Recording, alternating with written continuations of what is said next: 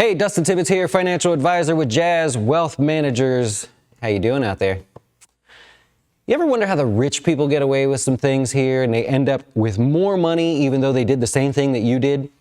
I'm going to share an example here with you today, and I'm going to use big numbers. This is not one of these quick videos. This is really interesting because you can do the exact same thing, and this is not a catch. There's no like, oh, because you don't have enough money. No, you could do this. We actually do this for our clients here at Jazz Wealth, and we just don't always use bigger numbers. It's our goal in life as a business to give the same things to normal people that the wealthy have, and my background was working with the wealthy, so I get to see all these funny things that they get to deal with. Anyways, most of you know that you can borrow against the assets in your brokerage account. It's kind of like your house, right? You have a house and it has a value that's greater than what you owe. And so you can go to the bank and say, I'd like a home equity line of credit, or I'd like to refinance, take the cash out. You can do the same with your brokerage account, but it's a lot better. There's no credit checks required. If rich people don't have to ask, they just say this is what they want. You could do the same exact thing. Like I said, it doesn't go on your credit report. The interest rates are way lower because there's no risk to the brokerage firm. If you borrow some money from your account, they have your money, so if you don't pay, they'll just take it, right? So there's no risk to them.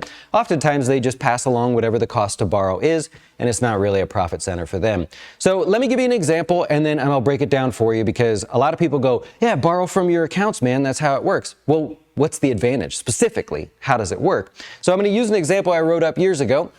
They did for a client. He needed $1 million. At the time, he was buying this like strip mall kind of a thing that had a gas station and stuff, and that was when you could actually do that sort of thing for $1 million.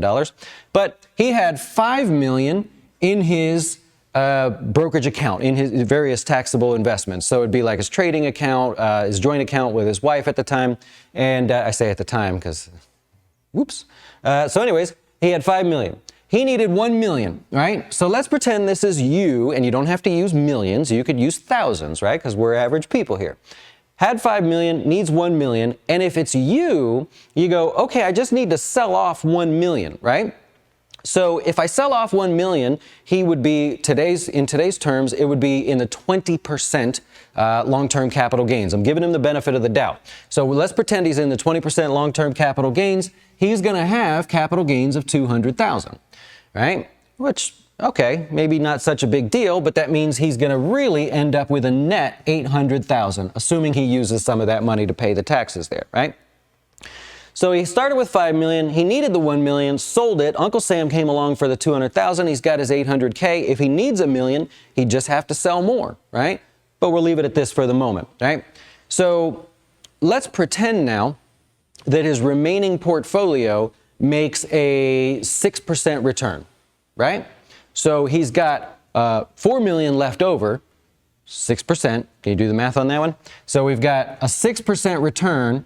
He's going to make $240,000. Let's just say that hypothetically that's what ends up after that, right?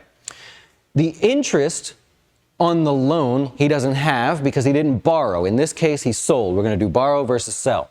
So he took the money, so he's not paying any interest to the brokerage firm for borrowing any money.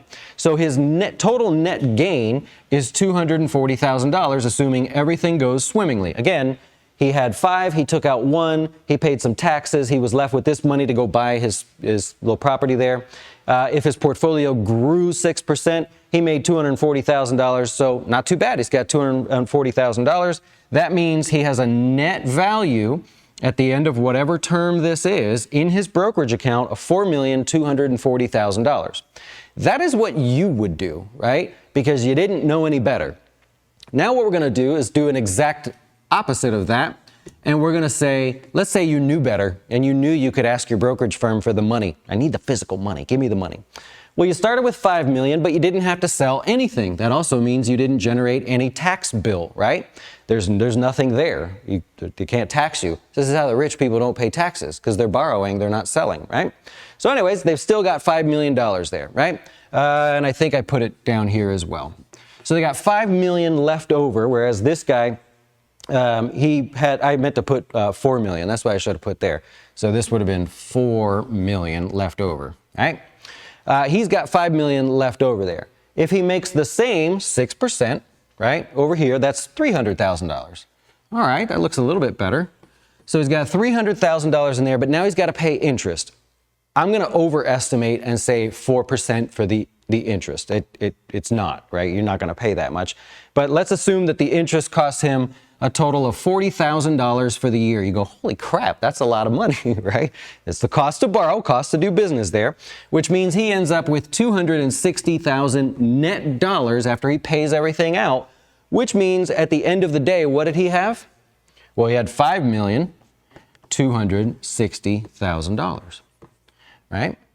What did it cost him to have $5,260,000? It cost him about $40,000 in interest.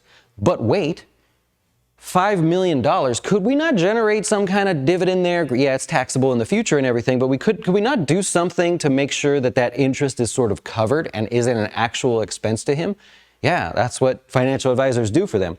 So over here, you knew no better. $4,240,000, you're saying, well, that's still pretty good. Over here, you basically got $1 million more, plus $20,000, right? By borrowing from your assets instead to go buy that property or whatever it is, you're trying to buy.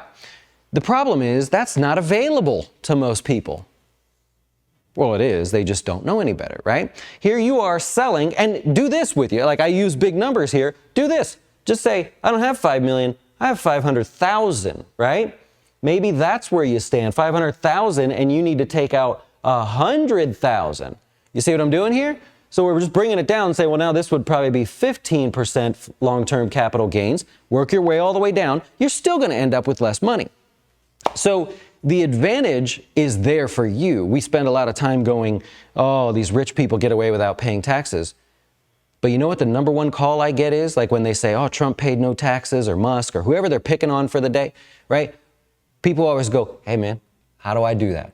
Right? I heard all that nonsense out there. We want the same advantage, right? So that's my goal in life, is to actually give everybody the same advantage. And I can do that. The client has 500,000. We treat them just like they had 5 million, give them the same advantage, because even though you go, oh, poor guy had to pay 200,000 in taxes, maybe that's 15,000 for you. That's a lot of money to us, right? So we want that same advantage there if we can get it. So think about your money in different ways. When you're going this way, just ask yourself, do other people do this? If they have more money than me, would they do something else? I may not know what that is. If you're working with a financial advisor or you're working with us, you can ask the question. Dustin, I was thinking about doing this. Is there a better way, right? So that was just a fun example. I know it was a little bit longer of a video, but I wanted to draw it out because I see all the kids on TikTok and Instagram. They're like, borrow from your accounts like the rich do. Yeah, but how does it work out? What's the specifics, right? Hope you enjoyed that one there. I won't take much more of your time. Please keep us in mind at jazzwealth.com. We're financial advisors that actually like to help. We like to teach just like this, draw things up for you, plan with you. We manage our own investments, so there's no expense ratios. We don't rip you off. There's no catches, gotchas, or anything like that. And of course, check us out at jazzwealth.com. We'll see you later on the closing beat, right? 5 o'clock, we go over the stock market every day and share more data and teach you more there. Hope you'll join us. Hey, you made it to the end. That's awesome. Well, if you want to check out more geeky stuff, be sure to check out that video over there. Also, if you could subscribe, that really help us out. We're financial advisors that love to teach, and you'll find all kinds of free stuff on our videos. And remember, keep your dough straight. Yeah, I did it. You did. That was it.